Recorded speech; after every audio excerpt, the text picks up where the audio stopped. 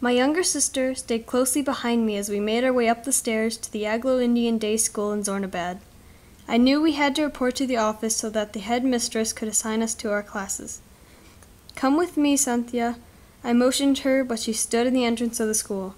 "Cynthia, is something wrong?" She looked down. "Just a little nervous since I've never gone to school before."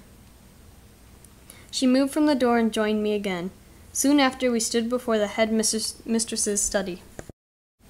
I opened the door and saw a woman with rimless half glasses. Looking up from her paper she was writing on, she gave me a smug little smile. "Now you're the new girls. What are your names?" I knew my sister wouldn't be able to answer, so I stated, "I am Premilia, and she," I nodded to my sister beside me, "is Cynthia." I gave a proud smile back to her, but it faded when she started shaking her head and looking sympathetic. "Oh, my dears, those names are much too hard for me." How could she not pronounce our names? I knew she lived in India for 15 years. "Suppose we give you pretty English names. Wouldn't that be more jolly? Let's see, now. Pamela for you, I think." What gives her the power to change someone's name? I am Pamela, not Pamela. Unsurprisingly, she continued, "That's as close as I can get, and for you." I felt my sister jump as the headmistress quickly putting attention on her. "How about Cynthia? Isn't that nice?" It was obvious she wanted us to respond politely, but I would never dare to act intimidated by her. She expected us to be toy dolls that she could name whatever she wanted. With her finished, I gave one more look to the headmistress and turned to leave. "Thank you," my sister said before she left. Figures. She's too little to understand anyways. Outside of the office, I dropped her off at her classroom and then walked to mine. My class was small, roughly fitting 14 students. About 9 of the kids were English, and they had all found seats in the front, so I joined the 4 Indian kids in the back. Throughout the class, the teacher taught and we took notes. Finally, lunch came and we went outside. After sitting down, I noticed Cynthia rushing over to me, since I had our lunchbox. When she sat down next to me, I realized she was planning to stay there. Glancing around, I saw all the other kids sitting with their classes.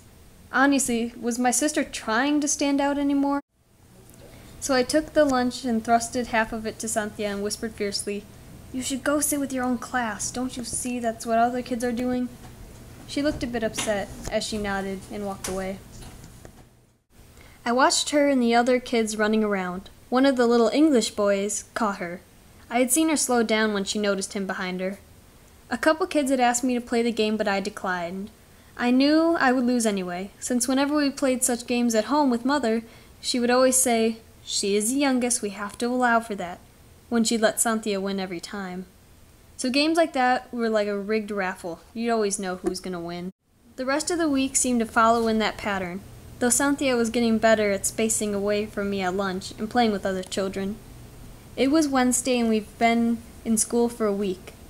During recess, all the kids in my class were chatting and worrying about the test after, and I was ready for it. I had spent all night studying. When it was time to go to class, the teacher stopped us before we could sit down. "All of us the same, except for the children in the back will be split themselves up, one desk in between each of them." The English kids went to their seats, still talking. Me and the Indian kids stood in the doorway. "Why?" one of the Indian boys asked. The teacher replied, "Because Indians cheat." I felt my hands ball into a fist. She was going too far. The school was going too far. Changing our names was bad enough, but to separate us and claim that we cheat?